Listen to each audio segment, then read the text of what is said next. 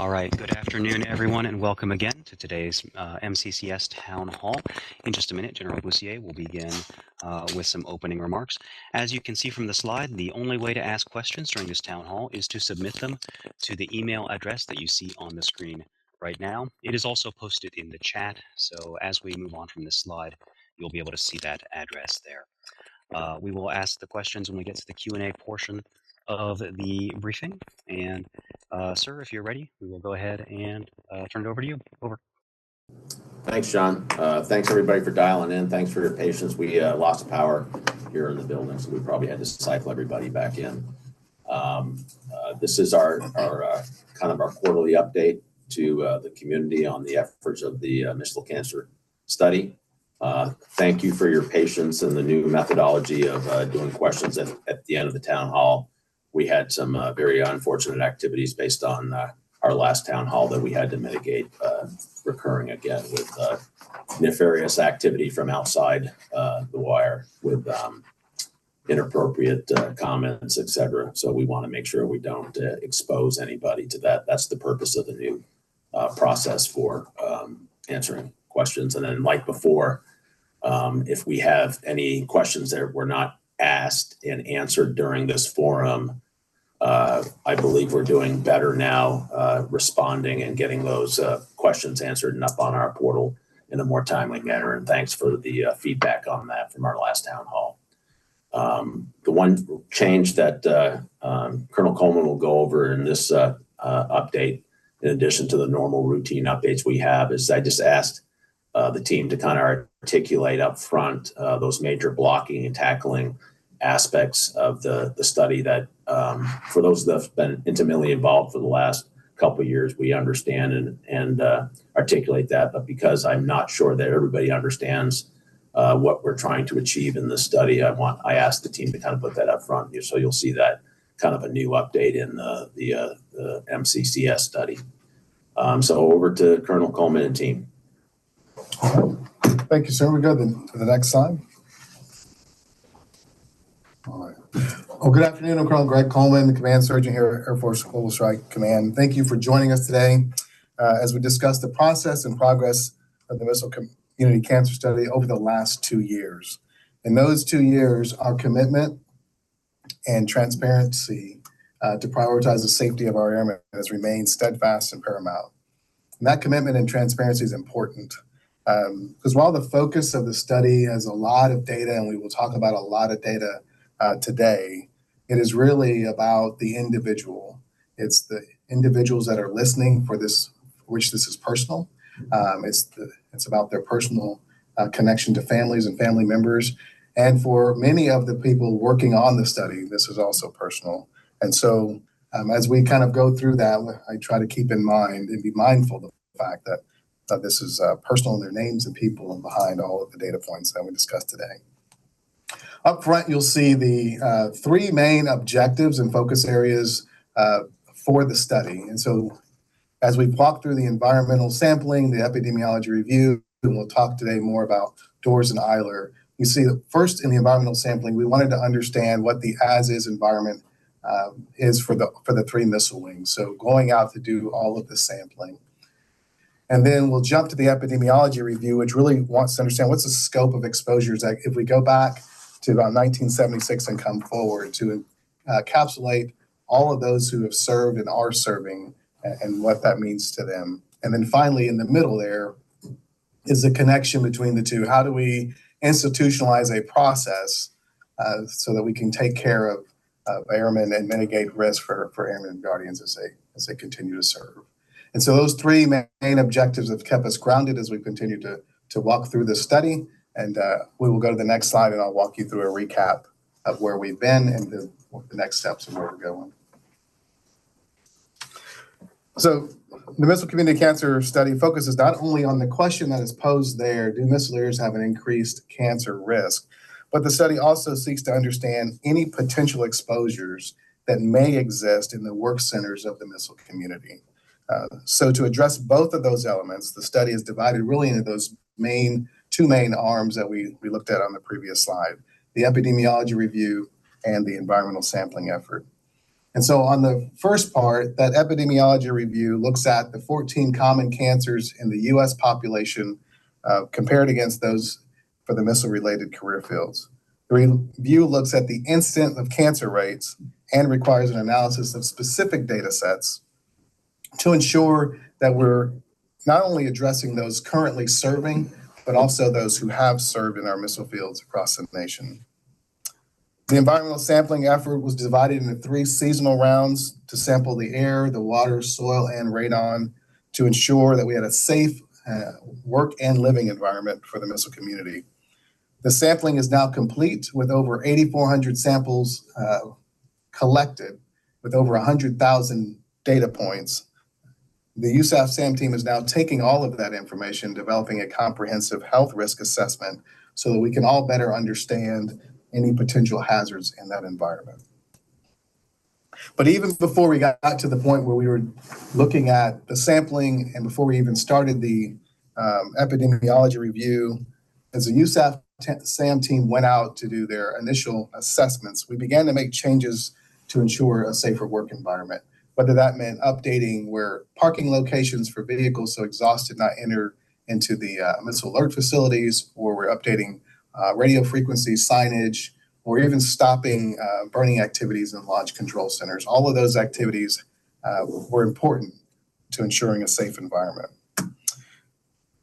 Once we started the sampling in the middle of 2023, consistent with our transparency and commitment to safety, during the first round of that sampling, over 900 polychlorinated biphenyl swipes were taken, and of those swipes, 4 were detected to be above the EPA's recommended standard, and all the air sampling came back as non-detect. The missile alert facilities were immediately closed to protect our airmen, and then they were cleaned and mitigated before anyone was allowed to return to operations. Then through the fall of 2023 to about the spring of 2024, we continued with environmental sampling of air, water, soil, and radon to assess any level of seasonal variation. And that sampling also then extended to Vandenberg Space Force Base and Hill Air Force Base. In about February of last year, we were able to release the first phase 1 alpha of the epidemiology results, which looked at the military electronic health record data. This very limited data set found no increase in non-Hodgkin lymphoma, but a potential toward an increase in breast and prostate cancer. The expanded but still incomplete data set in phase 1 Bravo did not identify any elevated incidence of non-Hodgkin lymphoma or any of the 13 other individual cancers. So today, we will share the details from the work that USAF SAM has done on the phase 1 Charlie portion of the epidemiology review, and then discuss some of the ongoing efforts to ensure a safe working environment to the missile community. So Greg, the only thing I want to add, which again, I think everybody on the team completely understands, but so the sampling in the launch control centers that we performed in 23 and 24 for the presence of carcinogens or in specific PCBs were the result of what the Air Force and the Department of Defense cleaned up after we were directed back in the early 90s by the EPA. When the EPA changed the law and the standards, the Department of the Air Force mitigated the exposures in our facilities. So we don't necessarily have samples from pre-1993, 94, but we do have the samples obviously of today, and that's a byproduct of the direction and the change in the law from the EPA for what's acceptable in those areas. So again, just setting the level bubbles based on what we were actually testing was the post 93, 94 mitigation in our LCCs. Yes, sir. Okay. Okay. All right. So we'll go transition to the next slide. Yes, sir. As the SC community was starting to walk through the sampling process on the logistics side, we went back and looked at all of our response protocols for evidence of PCB spills or known PCB spills. We've aligned all of our maintenance TOs and civil engineering manuals with standard SG aligned bioenvironmental response procedures and updated our books. We did a detailed review with the ICBM program office on any locations that are known to have in the past or in the present to have contained PCBs, and identified locations to post warnings to include the past locations that could have or did contain PCBs. We've included, as part of our periodic maintenance inspections, where those locations are reviewed on periodic maintenance to make sure the appropriate signs are in place long-term, not just a one-time effort. As part of our efforts to maintain the workspace, both in the LCC and the launch facilities, we've walked through what we call deep cleaning contracts. We've adjusted 23 requirements in our periodic maintenance inspections to provide deep cleaning of ductwork associated with the environmental control system, reviews of signage, and then inspections for any evidence of new leakage of any PCB containing item as part of our normal routine processes. The PCB cleaning contract to professionally clean any known PCB locations has been awarded. We are waiting on a final clearance letter from the EPA. We anticipate that by next week, according to my conversation with the program office yesterday. And as soon as we get that letter from the EPA, we are cleared to begin the cleaning immediately. Hey, Matt, can you just kind of expand on what was the EPA's role in that? So the EPA's pushback was on, if correct me if I go off track here, Colonel Duro, was on how the notification was made to the EPA, and then they had some questions on the type of notification and the classification of the locations where we would be doing cleaning. Okay. We have resolved those questions with the EPA, and we're just waiting for their letter called a letter of comfort that allows us to proceed with the cleaning activities. Okay. Okay, thank you. Next slide. So over the last year, we've been talking about how we're going to improve our hazard documentation. So the bioenvironmental engineers teams have worked to develop the occupational health shops for all of our work centers associated with the missile community that previously did not have one established. The process itself involved doing one-on-one interviews with supervisors to understand the workplace processes, and any hazards associated with that particular job and location. Additionally, the bioenvironmental engineers themselves conducted a physical assessment of the workplace, looking for any known hazards that would also be documented.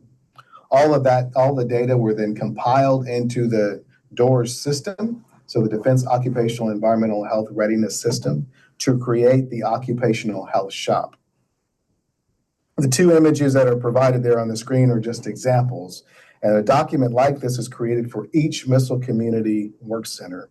There's a description of the workplace, including any administrative controls. So for example, a respiratory protection program, PCB awareness, or any hearing protection programs. Then depending on the workplace, a document may also reflect other chemicals that might be present in the environment. So based on the work center and associated hazards, your annual periodic health assessment, or PHA, may include additional screening or assessments, such as an occupational health exam, an audiogram, a respiratory fit test, or validation of that fit test. So in essence, we've now been able to connect that work center, its associated hazards, the potential for exposures, to the individual working in the environment. This is going forward, this is part of standard work. And so that data now in DOORS will feed into the individual longitudinal exposure record, or ILR. USAF-SAM has uploaded or input all of the 100,000 data points into the DOORS system on the environmental health module. And then we're working with the ILR team to create a location-based connection to that record. So if they did a sample at Maelstrom or any of the missile wings, the results there will then connect back to the record. We're still working with them to make that positive connection to the record, to the individual. Next slide. Okay. So with the occupational shops complete, the data will now connect to EILR, and all those hazards from or exposures from previous or current work centers should be visible to the DoD and the VA. And then the EILR Technical Working Group is making progress, as we discussed, of connecting on the CONUS side any location-specific data to individuals, and then expanding that access to each service member. So they'll be able to use their CAT card and then have direct access to their EILR profile. That's still expected this year. I believe they're going to start beta testing that in the next couple of months or so, and then we'll be able to see what those results look like. So the graphic here identifies just some of the databases. We've talked in the past about how the DOORS database and the EILR, DOORS feeds into EILR, but there are multiple databases that feed in there. But through this image, you'll be able to see on there the multiple options where DOORS and other VA data comes in to make that entire longitudinal record. So at this point, we feel that we've institutionalized a process for understanding workplace hazards and potential exposures. And this process allows you as a member to engage your provider on those specific duty hazards and then codifies a path for your longitudinal exposure record. For veterans, go ahead. Sorry, yeah, go ahead. I have a question when you're done. Yes, sir. For veterans, this process is not retrospective. However, after receiving the environmental sampling results for PCBs, the command did issue the memorandum for all current and former missileers documenting the known PCB presence of PCBs in the alert facilities. And then so current and former and service members may use that memorandum to inform their medical providers and the VA for post-service medical care. So, so Greg, this is a really important step. And I know it'll take time to get up on full up operational status with all the different databases. And it'll probably be easier, obviously, for service members to get access with a CAC. What about our veterans who don't necessarily have a CAC card? Is there going to be a methodology to be able to use a username password with ID Me or some other veterans username and password platform access? Yes, sir. Great question. The EILR team is working on that as well. So there's going to be a service portion with a CAT card, and then they're also building a platform for the VA to be able to access using a username and password. Okay. The timeline for both of those are not synced, but they both are in work. Okay. Yes, sir. All right. So with all the data that the environmental sampling data that USAF-SAM has in concert, working in concert with the National Institute of Occupational Safety and Health, they will develop a comprehensive health risk assessment that I mentioned earlier for the missile community. So all of that will then complete that entire picture for the health risk assessment. So as I shared at the beginning of today, we want to discuss this portion of the brief about the DOORS and EILR, but now we want to transition to phase 1 Charlie to look at the epidemiology review. So I'll hand it over to Colonel Speakman and the USAF-SAM team. Thank you, Colonel Coleman. My name is Rick Speakman, and I represent United States School of Aerospace Medicine, otherwise known as USAF-SAM. Next slide.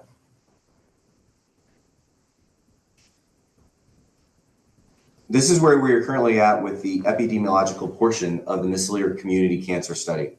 While Phase 1 Alpha and 1 Bravo focused on cancer incidents from the federal medical records and registries, today Phase 1 Charlie focuses on the cancer mortality of the missile community. A full comprehensive epidemiological study should include both the incidence and the mortality. Together, these measures of disease provide a more full picture of cancer trends, public health impact, and areas where intervention might be needed. While we are focusing on the cancer mortality today, we will return to cancer incidence during Phase 2 of this missile community cancer study. Next slide. Before we move on to results, a quick comment on interpreting this data. The next two slides are intended as reference slides to obtain a better understanding of which statistics were used in this phase of study and why the team here at USF-SAM used them. First, an internal comparison of the missile community and the rest of the active duty Air Force is directly comparable using a statistic known as the mortality rate ratio. The mortality rate ratio is derived by dividing the mortality rate of the missile community group by the mortality rate of the non-missile community group.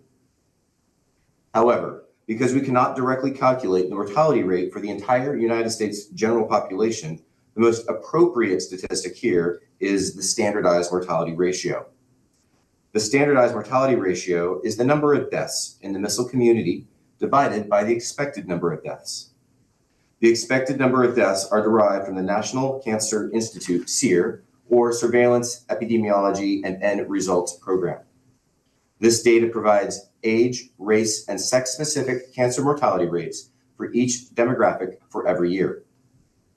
We apply these age, race, and sex-specific mortality rates to the demographics of our missile community cohort for each year to calculate the expected number of deaths from each cancer.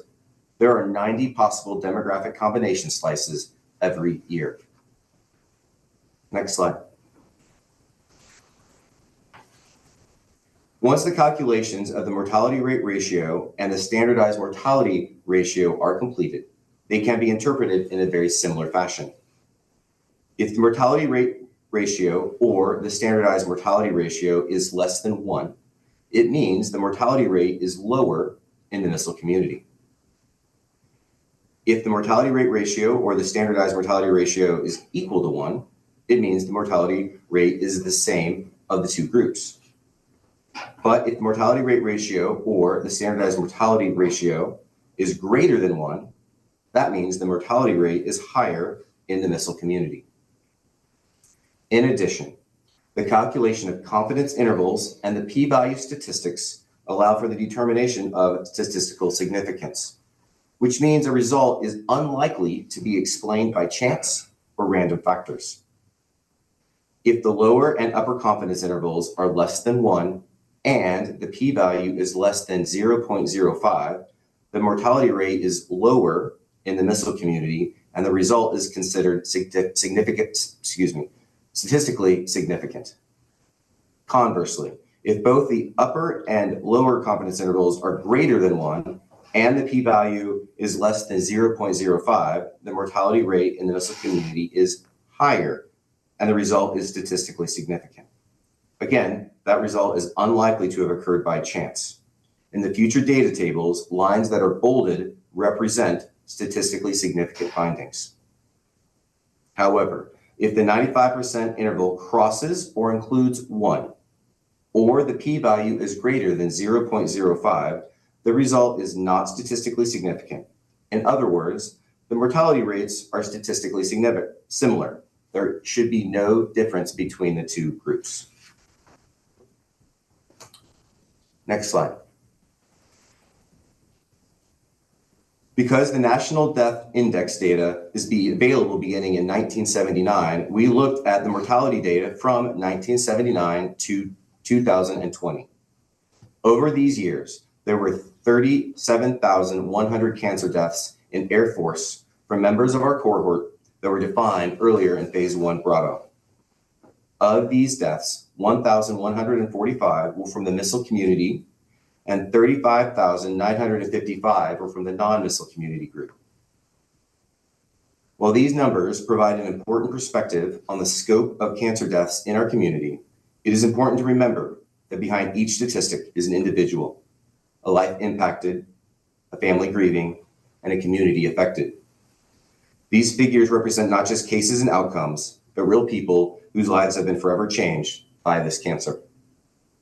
The overall distribution of cancer deaths were similar between the missile community and the non-missile community, with lung and bronchus cancers accounting for the highest number of cancer deaths in both, followed by colon and rectum cancer deaths, and then pancreatic cancer deaths.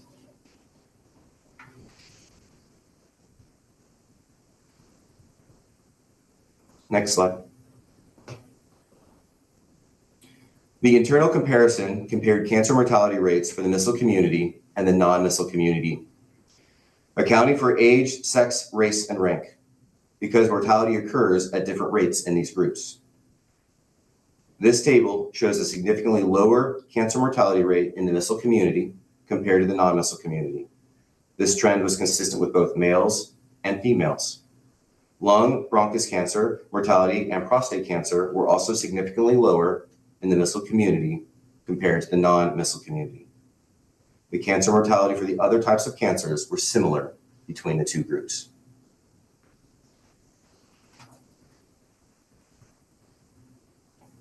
Next slide. The external comparison compares our cancer mortality of the missile community and the general U.S. population. Age, sex, and race specific cancer mortality rates for the general U.S. population were applied to the demographics of the missile community to calculate the number of expected deaths in our missile community. This number was compared to the number of deaths that were observed in our missile community to calculate the standardized mortality ratio. Cancer mortality for colon and rectum cancer, lung and bronchus cancer, non-Hodgkin's lymphoma, and prostate cancer, as well as cancers overall, were statistically lower in the missile community as compared to the U.S. general population. Cancer mortality for the other cancers were similar to the U.S. population. Basically, for all mortality calculations, cancer rates were lower or similar of the missile community versus their comparison groups.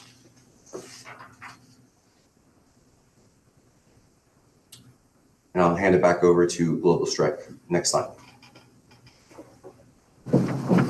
Thank you, Colonel Speakman, for the review of the Phase 1 Charlie data.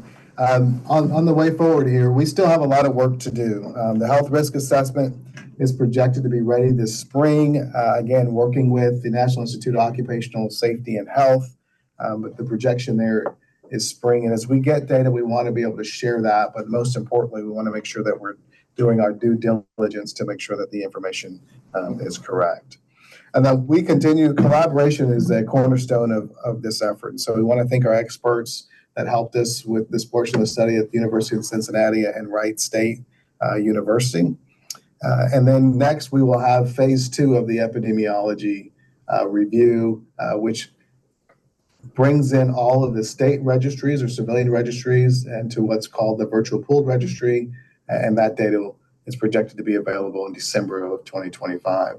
Colonel Speakman, if you would, as we've now looked at phase 1 Alpha through phase 1 Charlie, I think in our previous discussion about phase 1 Bravo, the bulk of the data that we probably look at is in phase 2. Would you have about a percentage of where that number is to share, or you think that might be?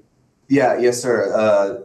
The best guess we have is 2 to 3 times more data will be in our phase 2 complete trial than we've presented in phase 1 Bravo. So that's our best case. We have this based off of some other studies and just the data that we have coming in to date.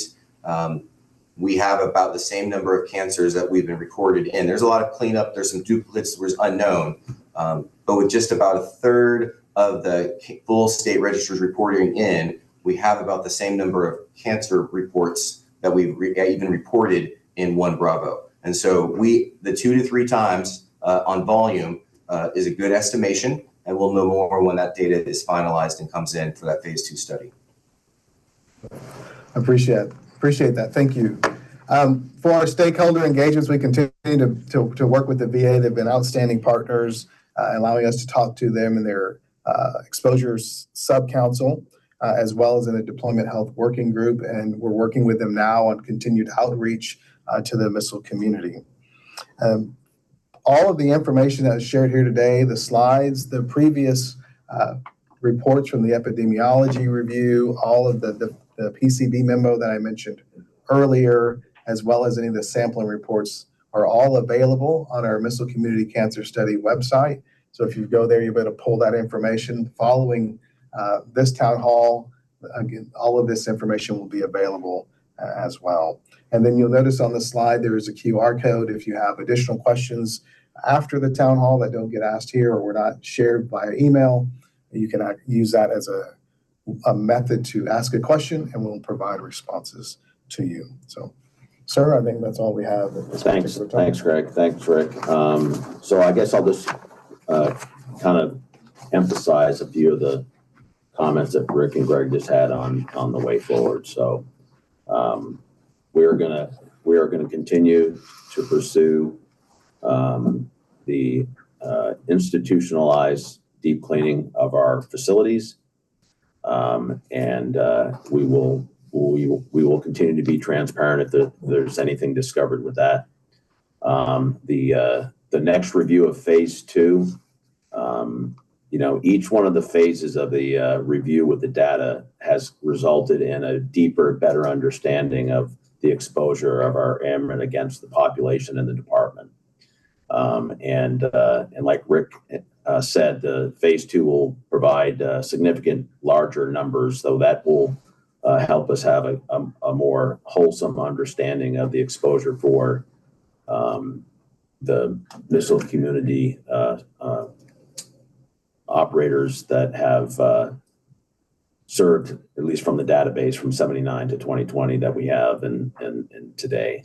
Again, in my mind, just as important is that we've institutionalized a mechanism to document exposure across the fabric of the decade, so that members that retire or separate can have that readily available if needed for the appropriate services from the Veterans Administration.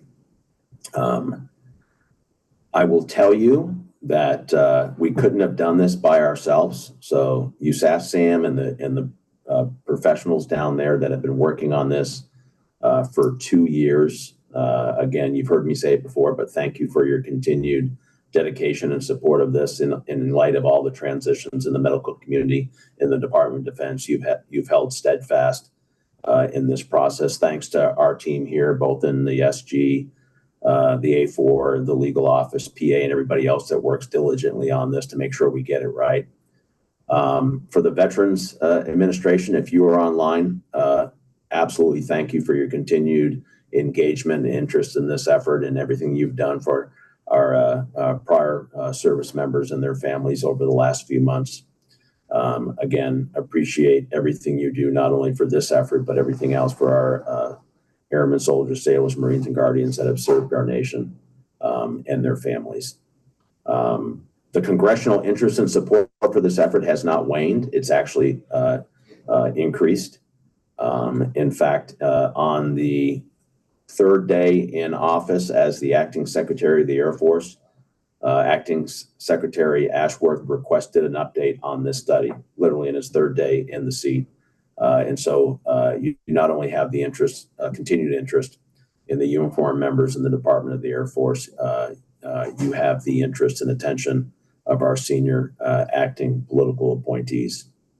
We're not done, but we continue to move forward deliberately in this process. And again, we welcome your questions. So over to John for the facilitation of the questions from the members on the town hall. Thank you, sir. We do have several questions, and just for everyone in the town hall, again, if you would like to submit a question, you will see that there's an email address in the chat that you can send those questions to. And any questions that we do not have an opportunity to answer here will be answered on the MCCS website. First up, sir, this is from Major Moody. What is the status of the VA making this a presumptive rule or condition? And are senior military leaders actively pushing the VA to make a determination soon? Over. So I'm not sure if Rick or Greg is in the best position for that. My understanding, and I'll give you my understanding, and then I'll be probably corrected to 100%. My understanding is that once this study and report is complete, that's the mechanism by which the VA will review and make a determination. But I won't speak for them, but correct me 100% from anybody on the net. Yes, sir, that's correct. Our deliberate engagement with the VA on their military exposure council is to be able to share the information that we're getting as part of the study in order to help inform that process. And so the VA, again, has been great partners, but we'll have to complete, I believe, the entirety of that study before the VA can make a decision. But it is on my punch list to be able to follow through on that when the report is done, if that is helpful.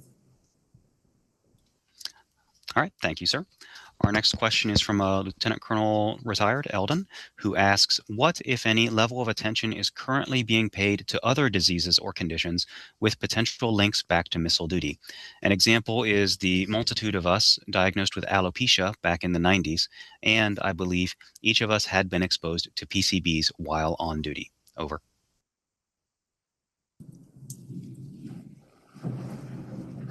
Colonel Speakman, I'll start, and if you have anything that you would want to add, please jump in. So on the first part of that, was we discussed early about in the setting up the occupational workshops. And so that not only it helps us to understand if there's a connection to cancer, but also allows us to understand if there's any connection to any health-related event as a part of the work center that you're in. So if there's a particular chemical that might be associated with a disease state that's not cancer, that is part of that process. So now that those pieces are in place, we'll be able to look at that going forward and long term. With regards to the PCBs, as we previously mentioned, we detailed the continuing presence of PCBs in the memo that was issued out. Again, we can find that on our website that addresses the presence of PCBs for our veterans that were that served before we were able to take on this study. So, Colonel Speakman, over to you. So exactly right, sir. I think the best way to frame that is by the first action immediately was to enroll the missile community in entirety to different shops into the DOORS database. And it's in that shop is where the active surveillance of looking for diseases and patterns is what the system is designed to do.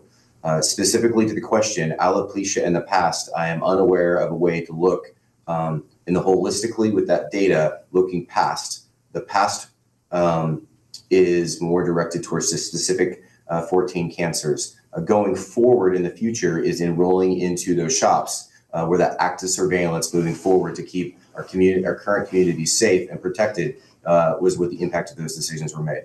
Over. Not a doctor, but we've established the presence formally of PCBs in the workspace. Based on this analysis, we've sent that to the Department of the Air Force, to congressional oversight committees, and to the VA.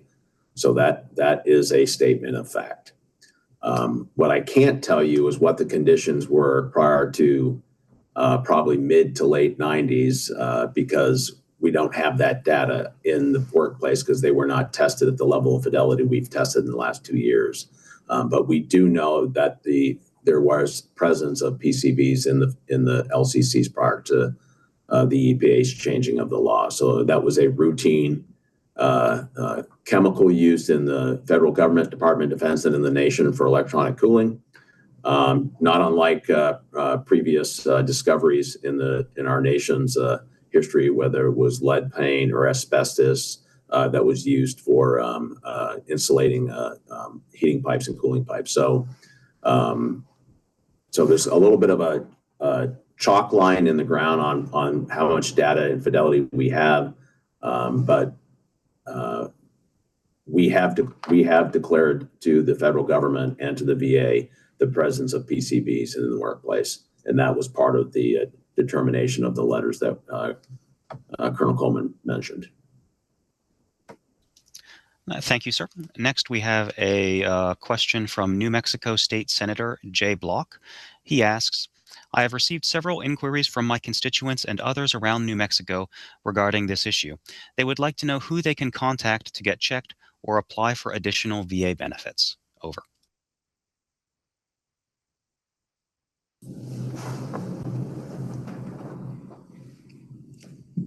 So, John, I'm not sure. I guess we will take that for action and put it up on our website.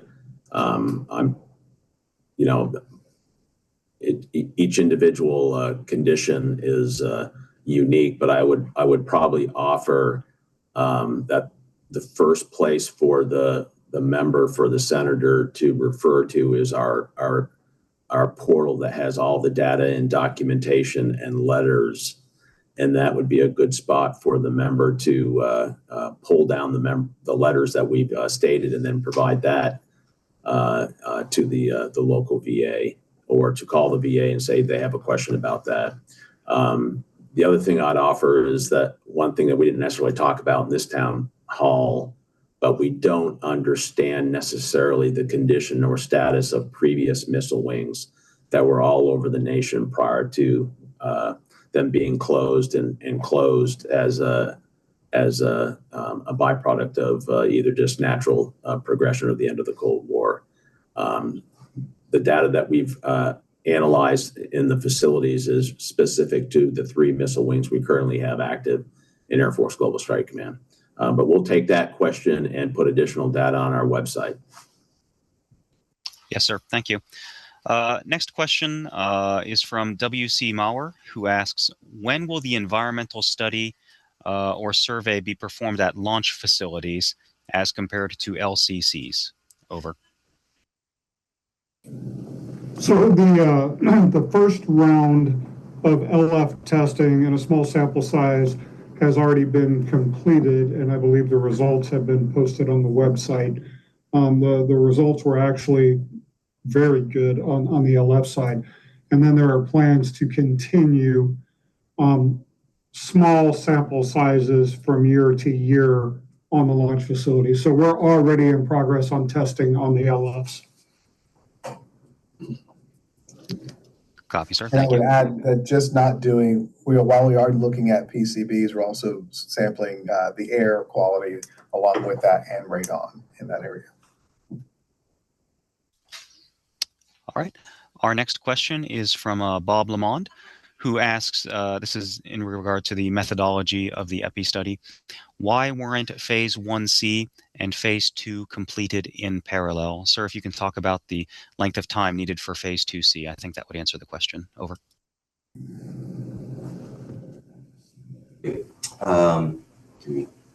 So so they are being done in parallel. The question becomes of how long does the data take to be collected, stored, data use agreements, the pure volume of data. And so 100% the requests to start 1 Alpha, 1 Bravo, 1 Charlie, and 2 were all initiated at the same time, all running in parallel.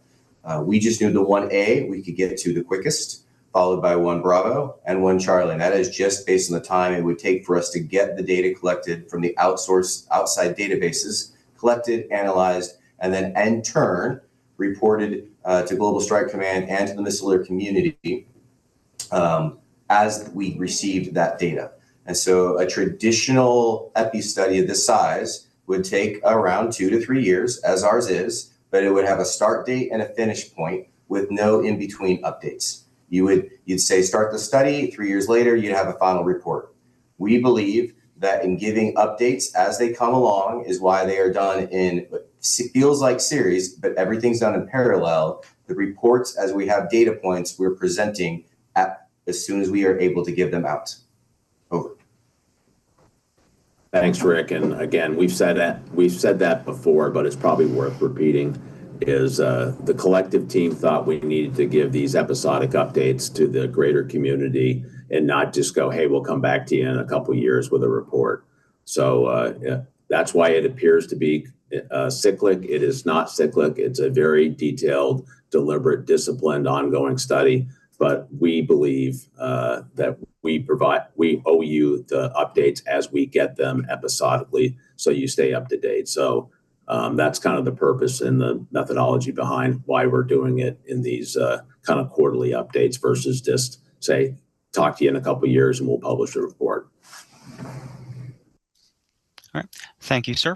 Next question is from Dan Grenier, retired lieutenant colonel. And this is a question that we've actually had asked in various permutations about individual incidents of cancer. How can they be sure that their incident is being included in the study as a data point? And also, is there anything they can do to go to the VA now that this new information has come out, the PCB memo and others, to get them to re-examine their case? Over. Colonel Speaker, why don't you start on that and we can close on the other side. Okay. Yes, sir. There is no way for an individual to raise their hand and say, is my individual health record the one that is represented in an individual data point that we pushed on a table? The reasons that we are because of that, all the data that we receive from all these registries is all de-identified. I don't want to know an individual's person, and at my level, I don't know when a person had a specific cancer at a specific time. I would like to know, based on HIPAA and a lot of different reasons, what is the de-identified data that we are getting. The definition of if you are in this data set is by the case definition. If you served from 1976 until 2010 with at least a year of active duty in that time period, you are in the data set. It's how we've written the data. You are in the data set in the defined missile community. You are in the data set if you match the cohort.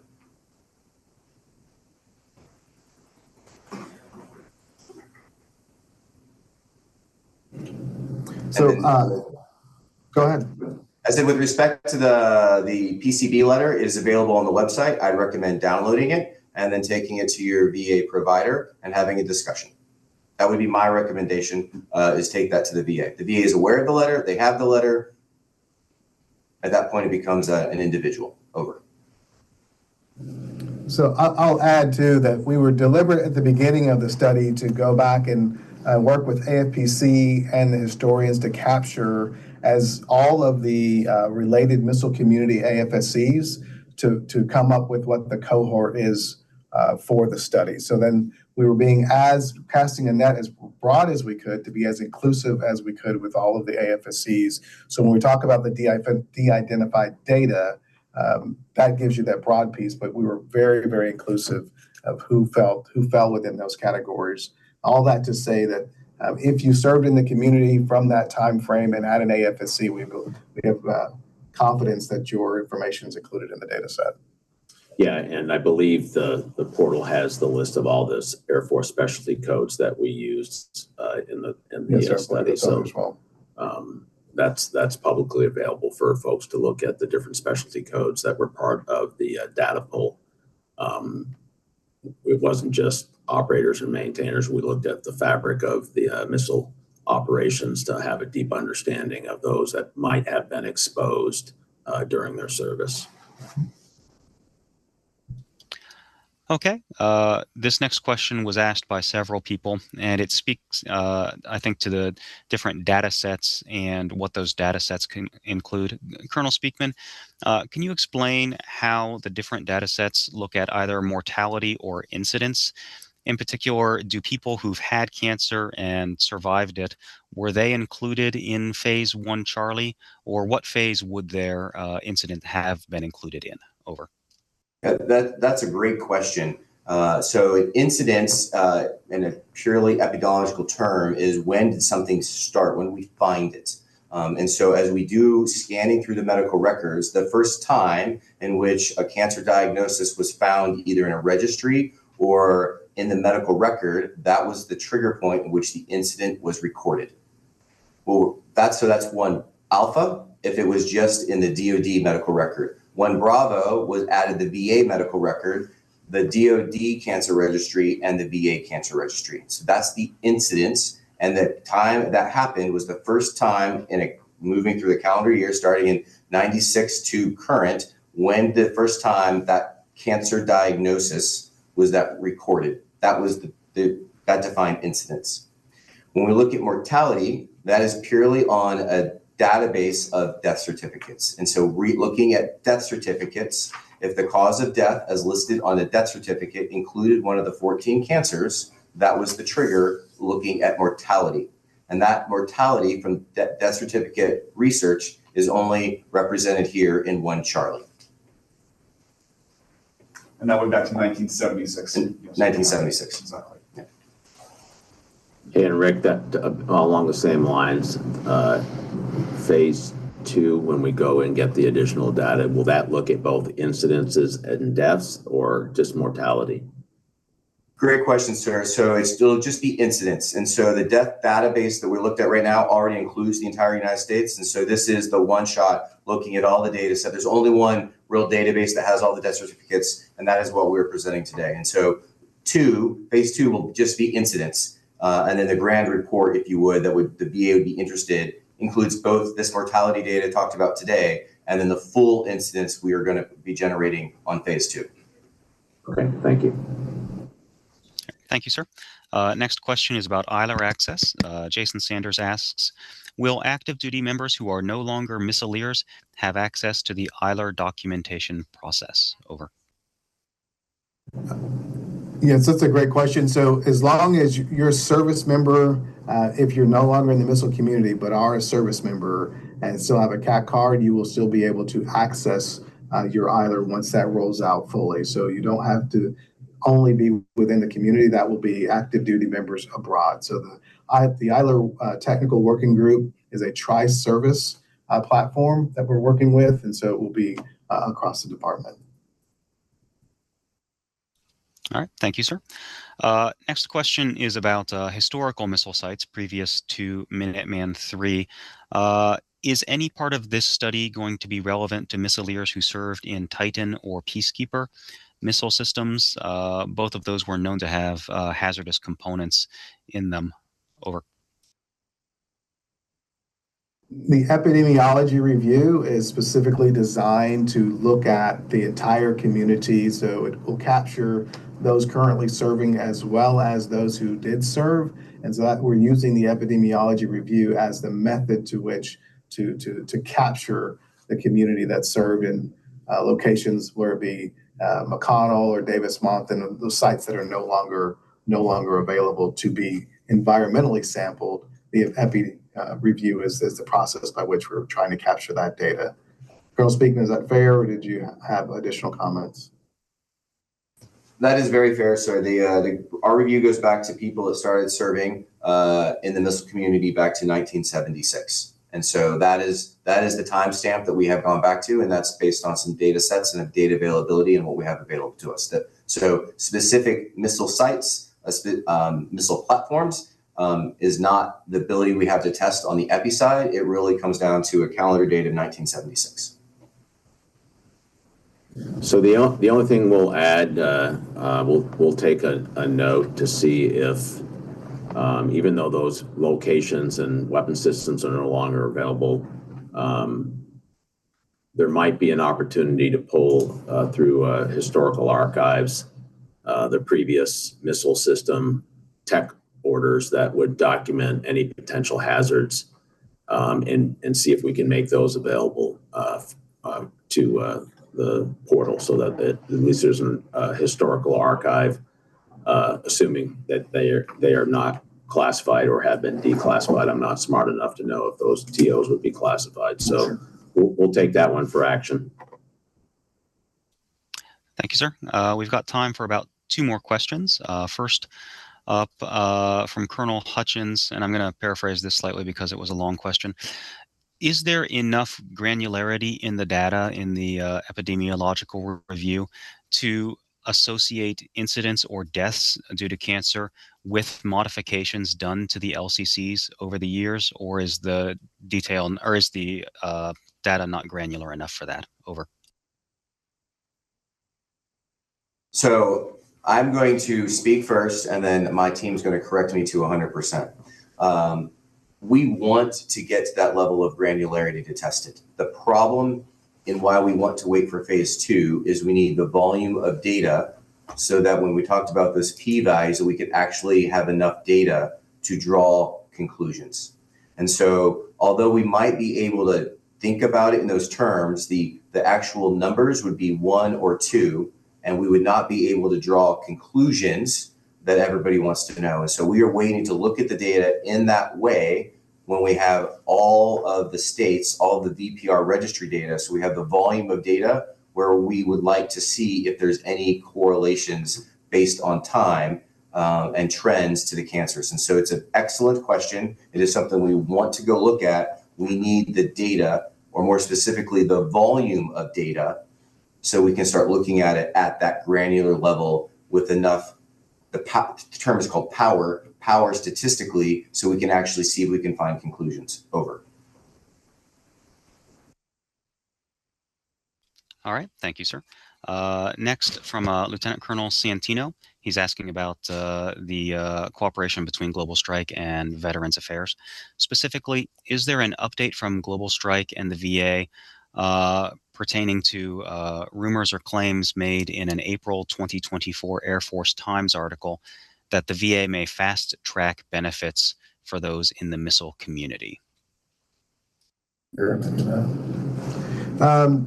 We'll have to look at that. I'm not tracking that memorandum or that note that we were going to fast track anything for the missile community directly from the VA.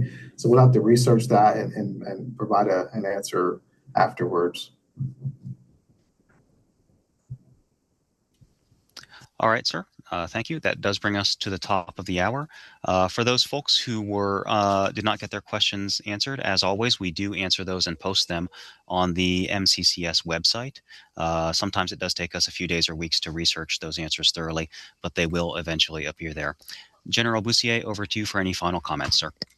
Oh, thanks, John. Rick, your team have any closing thoughts or comments? Thank you for the opportunity. Oh, thanks again for everything you guys are doing. Greg? Yes, sir. Okay. Anybody else in the room?